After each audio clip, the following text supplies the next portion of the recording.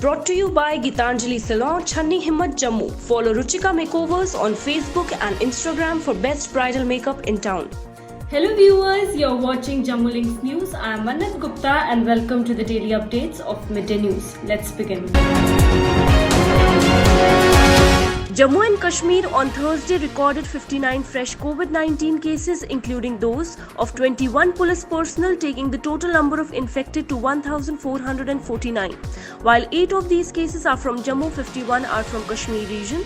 There were 745 active cases in the Union Territory, 605 in Kashmir and 140 in Jammu, and 684 patients have recovered. The UT has witnessed 20 COVID-19 related deaths. Representatives of various political parties and organizations of Kashmiri Pandit community, including All Parties Migrants Coordination Committee and Kashmiri Pandit Welfare Organizations, on Thursday called on the Lieutenant Governor Girish Chandra Murmu at the Raj Bhavan and expressed their gratitude towards Government of India and J&K UT administration for the introduction of new domicile law in J&K. The members of these delegations termed the new domicile law of Jammu and Kashmir as historic.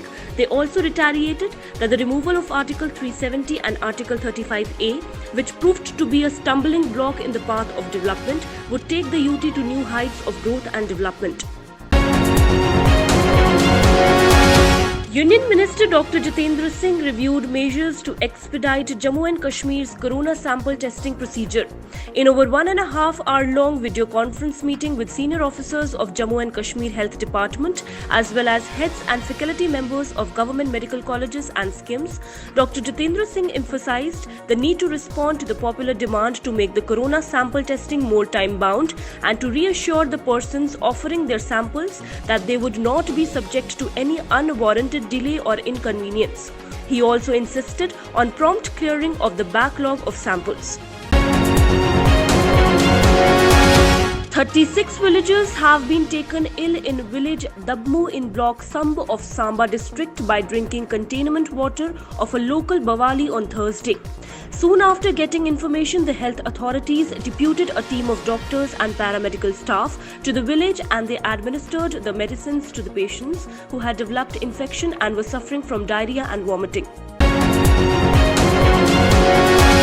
The Divisional Commissioner Kashmir PK Pol convened a meeting to review the protocol to be followed by the healthcare staff working in non-COVID hospitals in Kashmir in wake of Union Health Advisory. The Divisional Commissioner directed the concerned authorities to follow the advisory in letter and spirit so that timely action is taken to contain the disease in non-COVID hospitals. He instructed for undertaking disinfection drives on weekly basis to avoid spread of COVID infection in non-COVID dedicated hospitals. A wreath-laying ceremony was held in District Police Lines, Avantipura, to pay homage to the head constable Anup Singh, who lost his life in a terror attack at Pirkho, Pulwama on Thursday. Civil and police officers led by IGP Kashmir Zone Vijay Kumar, IGP CRPF Rajesh Kumar, DC Pulwama Dr. Raghav Langar paid tributes.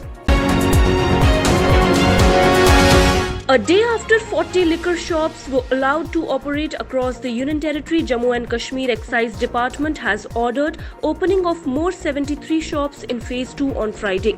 As per order issued from the Office of the Excise Commissioner J&K on Thursday evening, addressed to the District Magistrate Jammu, said that as per the orders of government, 40 shops shown at the stand-alone across UT were identified in first round and they were opened. Barring few places in Jammu, the transactions in almost all shops remain satisfactory with the support of local administration, and these shops were identified on the basis of available space and location for ensuring social distancing.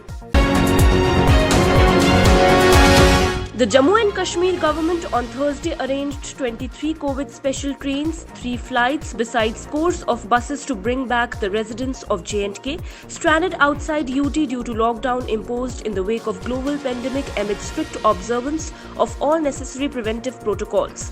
Nearly 83,334 J&K residents have been brought back to the UT through these modes. As per the details, the government has evacuated 63,109 residents of J&K stranded in various other states and UTs through Lakhanpur, besides bringing back home about 19,724 people through special trains at Jammu and Udhampur railway stations.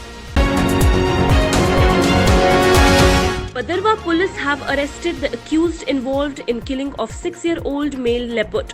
According to reports, the leopard was killed in Upper Dandi village of Neeru range under Badarwa Forest Division on May 18th.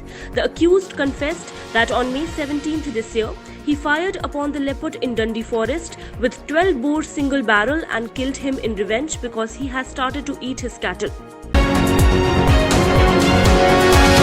The Pakistan Army violated ceasefire by resorting to shelling and firing on forward posts and villages along the line of control in the twin districts of Rajouri and Poonch in Jammu and Kashmir.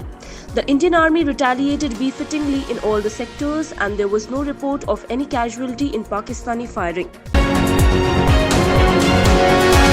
Cyclone Amphan crossed West Bengal coast last evening and gradually weakened into a deep depression over Bangladesh and its neighborhood, informed the Indian Meteorological Department.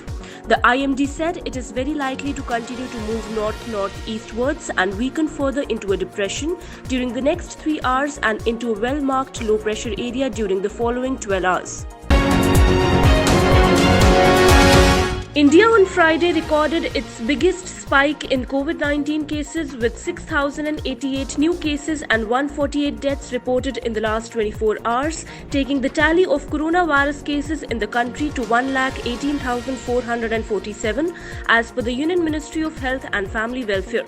Out of the total cases, 66,330 are active cases and 3,583 have succumbed to the infection. As many as 48,533 patients have been cured or discharged and one migrated till date. The Reserve Bank of India on Friday reduced repo rate by 40 basis points to 4% in an effort to further boost liquidity in the economy, which has been reeling under the impact of COVID-19 induced countrywide lockdown. As a result, the reverse repo rate stands at 3.35%, said RBI Governor Shaktikanta Das. The 6-member Monetary Policy Committee voted 5:1 in favor of the decision.